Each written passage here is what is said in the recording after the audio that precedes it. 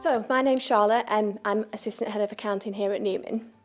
Accounting's one of the only subjects, I suppose there's others, but that's completely new when you come to college. So you won't have any prior knowledge at all, and that's completely fine, so don't worry. We do start at the beginning. And accounting as a subject area is very, very broad. Okay, there's so many different areas, and within the course that we study, the A-level in accounting, we touch on numerous elements of what accounting is. There are two distinct types of accounting, financial accounting and management accounting. And as part of the course, we do look at both. So when you join the course, obviously with no prior knowledge, we start right at the beginning. Okay, so most people that run small businesses, for example, so sole traders, are brilliant at running their business. They might be the best window cleaner in the world or the best barber or hairdresser or beauty therapist, but when it comes to accounts, they have absolutely no idea. Okay, so they don't need to have any idea because an accountant can do that job for them. And that's what you're learning about throughout this course, how to account for small businesses. And businesses don't start out the size of Apple is now. They start at those small sole trader businesses, and that's where we begin in the course.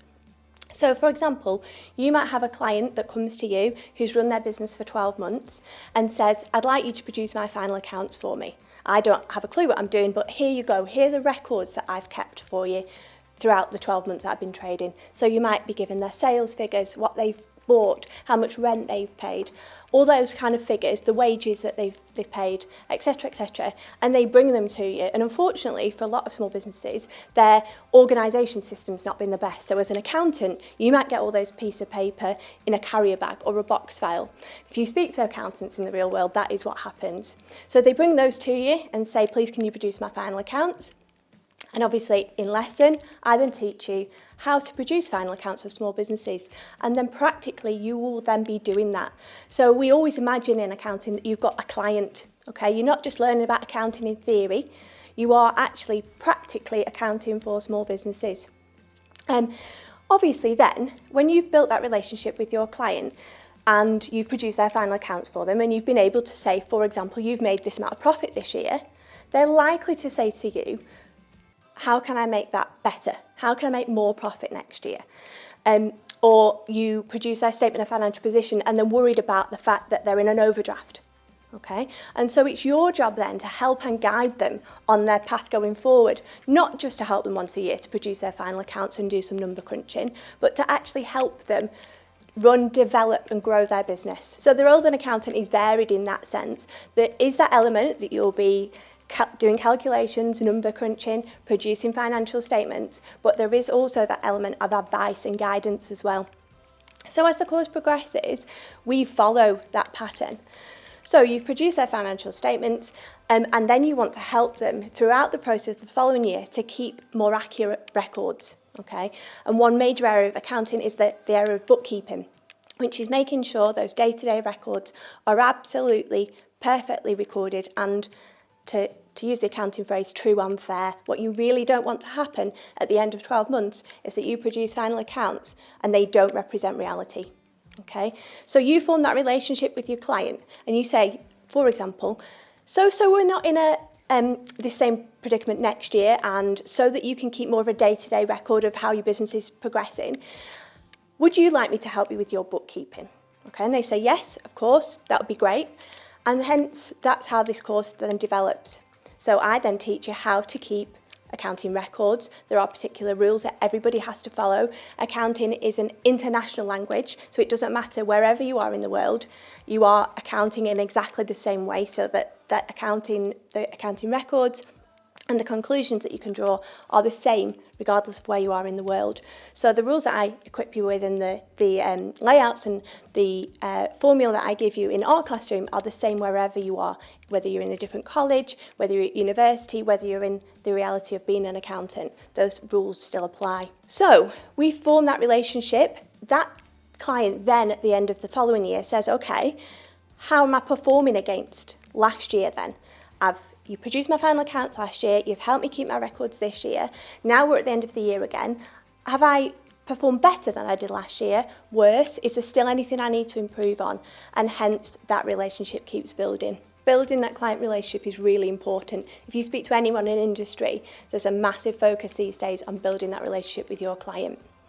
So as the course progresses, your knowledge obviously progresses, and we are then able to provide that help and guidance and advice, which is why then, if we think about how you're assessed in accounting, your assessment will be both obviously numerical assessment, but also that written element of assessment. And hence when you look at our entry requirement and you see that we want a 6 in math and a 6 in English, the 6 in math will probably come as no surprise, but the 6 in English may do. Okay, and the reason for that is because you obviously need to be able to provide that advice and communicate that well, and to be able to communicate that in written form is essential. So hence we require the 6 in English, and that can be English literature or English language. So the other major area of accounting is management accounting. Management accounting is generally where you work within industry, so you work for a particular business and you're helping that business internally make their day-to-day decisions. So for example, it might be trying to forecast their sales over the next 6 months, and as a management accountant that will be part of your job, okay, to do research, to bring that all together, to enable the business to plan going forward, to budget. So if they know what sales they're going to make, they know how many items they need to produce if they're a manufacturing firm, or how much stock they need to buy in if they're something like a retailer, but it's all determined by their sales. So budgeting is another area that we look at within, particularly in management accounting, which is we tend to look at that in the second year. As well as that, if you are for example, going into a shop, you're going into McDonald's, it doesn't matter who that firm is, you're going to Apple, you're going to buy a bottle of water from the corner shop, you will pay a price for the product that you're buying or the service that you're acquiring. And it's the management accountant's job to formulate that price. That price should not ever just be plucked out of mid-air. One of the key determining factors of the selling price of a product is how much it costs that business to manufacture. Okay, so if, for example, that bottle of water costs 30 pence to manufacture, you need to be able to sell it obviously for more than that, and it's a management accountant's job to be able to calculate that for a business. So accounting is a really practical A-level. I had a student a couple of years ago and she did accounting, business and PE, and she was speaking to parents at one of our open evenings, and she said to them of her 3 A-levels, accounting was the most practical of all her A-levels. So that leads me into, I suppose, what does accounting go well with? She obviously did business, she did PE. You would never typically say that PE would go with accounting, and that's why I say that, because you don't have to actually have anything that goes with accounting. Play to your strengths, play to what you're good at, play to what you're interested in. Typically, students will do economics and business, or maths and business, statistics, for example, but that does not mean they are required in order to do accounting. I've had students in the past that have done performing arts and accounting, and you might go, well, that certainly doesn't go together. But he was studying performing arts because he wanted to hopefully in the future have his own drama school, and he wanted to be able to do his own accounts when he ran that business. So everyone comes into the subject with a different kind of focus and why they're studying it. A girl 2 years ago went off to be a midwife after studying accounting. So really don't think that accounting limits you in any way, shape or form. It really doesn't. In fact, it keeps the doors open. In case, for example, she said, I might go into midwifery, although it's something I've always wanted to do, and it not actually be for me. I want another direct career path there. And that's one of the really big appeals of accounting, that there is a career path directly there should you want to follow it. Doesn't mean you have to by any stretch of the imagination, but it is there. So what do our students go on to do then after college?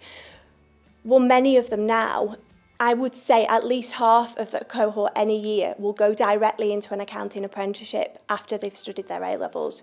The other half will often go to university to study something related to either business or accounting on the whole. But accounting firms now are really calling for students from their A-levels. You've got that grounding knowledge, you've performed well in your A-level, but they want to then be able to train and guide you from that. So if you wound the clock back 10 or 11 years. Really, the route was to go to university, get an accounting and finance degree, and then join a graduate programme later. That's really changed now, and there's so many firms, all the big four accounting firms and smaller and medium-sized firms offer what are called either school leaver programmes or college leaver programmes.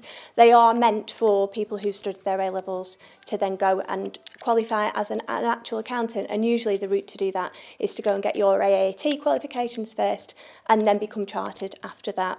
It's a really good alternative. Absolutely not saying that university is still not a very good route. I know for a lot of people they're questioning whether they want to go to university and incur the fees, and actually they want to be able to earn and learn at the same time. And accounting is a really big area where that is the preferred option actually by a lot of employers these days. Because accounting is an area that a lot of my students and a lot of our students go into directly from college, I've got relationships with those students then to get them back into college to talk to you as the new cohort of students about their experiences, to help and guide you on that career path should you want to take it. So we have got relationships with the likes of Moore and Smalley, with RSM, with BAE Systems, who all offer really good apprenticeships, and that's just to name a few.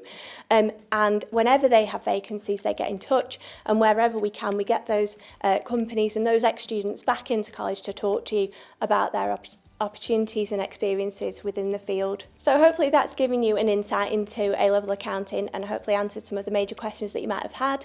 However, if you have got any questions, obviously feel free to get in touch.